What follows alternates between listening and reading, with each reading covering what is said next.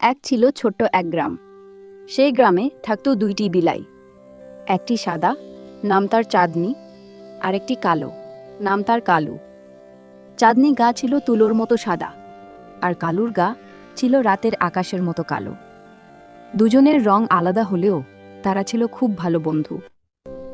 একদিন একই সময়ে তাদের ঘরে ছোট ছোট বাচ্চা জন্ম নিল।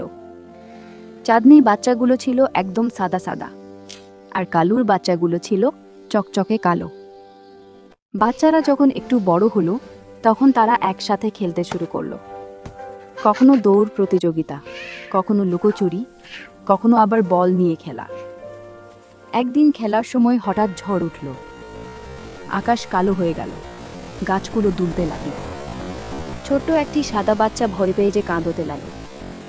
তখন একটু কালো বাচ্চা এসে বলল, ভয় পেও না, আমি আছি। সে তার বন্ধুর পাশে দাঁড়িয়ে তাকে সাহস দিল। ঝড় থেমে গেলে সবাই বুঝল, রং আলাদা হলেও মন কিন্তু এক।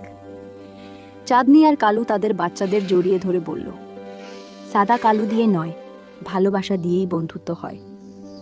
তারপর থেকে তারা সবাই মিলেমিশে সুখে শান্তিতে থাকতে লাগলো। শিক্ষা: কারো গায়ের রং দেখে বিচার করা ঠিক নয়।